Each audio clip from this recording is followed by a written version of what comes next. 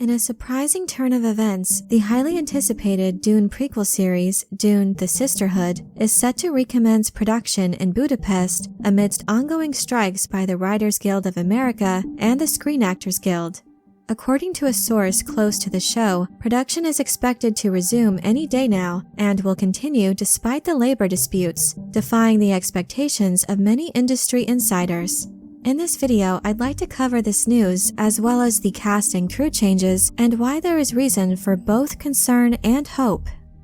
Following in the footsteps of HBO's House of the Dragon and Industry, which is also continuing production during the strikes, Dune: The Sisterhood is an equity contract production with participation from SAG-AFTRA.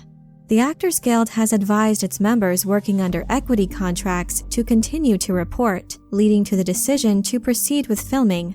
The series had initially launched in November, but entered a planned hiatus to avoid winter conditions in Hungary. During this break, the show faced several setbacks, including the departure of director Johan Renck, lead actors Shirley Henderson and Indira Varma, and the stepping down of Diane Adamu-John from co-showrunning duties.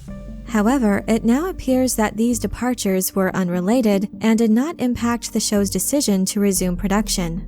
As reported by Deadline, Olivia Williams and Jodie May have joined the cast of Dune: The Sisterhood. Williams is taking over the role of Tula Harkonnen, replacing Shirley Henderson, while May is being recast as Empress Natalia.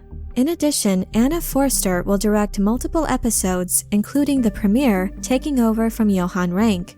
Diane Adamu-John is now listed by Deadline as the creator, writer, and executive producer of the series, while Alison Schapker serves as showrunner and executive producer. Other executive producers include Denis Villeneuve, John Spates, Scott Z. Burns, and several others. The series is co-produced by Max and Legendary Television, with Legendary also producing the film franchise. Dune: The Sisterhood is set within the science fiction universe of Frank Herbert's Dune and draws inspiration from the novel Sisterhood of Dune by Brian Herbert and Kevin J. Anderson.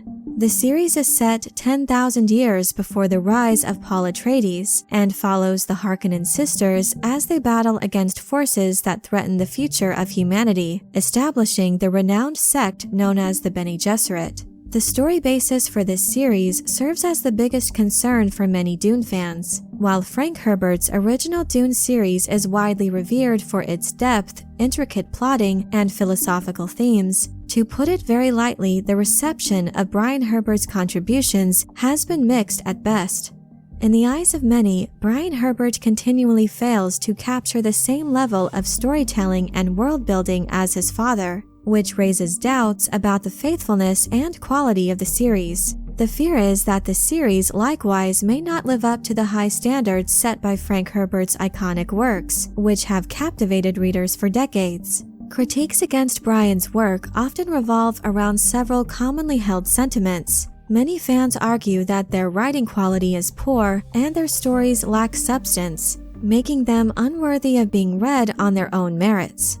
Furthermore, they fail to capture the essence and literary flavor of Frank Herbert's original novels, diluting the uniqueness of the series. There are also numerous contradictions to the established Dune universe, with the books distorting the setting and misrepresenting the characters. These discrepancies cut against the meticulous world-building found in the original novels, detracting from the spirit of the original series and negatively impacting the overall reading experience. Brian and Kevin have faced criticism for their claims regarding their works being based on Frank Herbert's notes, while simultaneously admitting that many of their books are not closely or significantly influenced by them. Brian Herbert has mentioned discovering floppy computer disks and a printout outlining the plot of an unfinished Dune series novel that they eventually used to write Hunters of Dune and Sandworms of Dune. The other notes they found were described as fragments that could only be adapted for short epigraphs, or in one instance, a portion of a chapter. This admission undercuts any claims of the expanded Dune novels being based on Frank Herbert's notes and raises significant questions about the extent to which their works can be said to align with Frank Herbert's original vision. Fortunately for those who are not fans of the expanded Dune novels, it should be noted that this series is said to be merely inspired by the Sisterhood of Dune book, and not a direct adaptation. This is further evidenced by the fact that there are numerous main characters that are original to the series, and not from the Brian Herbert and Kevin J. Anderson book. So that being said, if the creators do in fact intend for Dune the Sisterhood to be only loosely based on the Sisterhood of Dune book, the series certainly has an opportunity to pick and choose parts of Brian and Kevin's writings that align most with the spirit and established lore of Frank Herbert's Legendarium.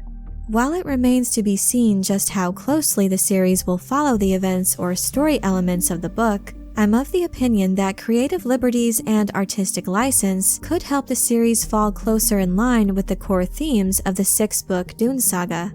In a previous update, I covered these production challenges and recent shakeups behind the scenes of the HBO Max series. I personally felt it was somewhat premature to announce the spin-off series before the success of the first Dune film was confirmed.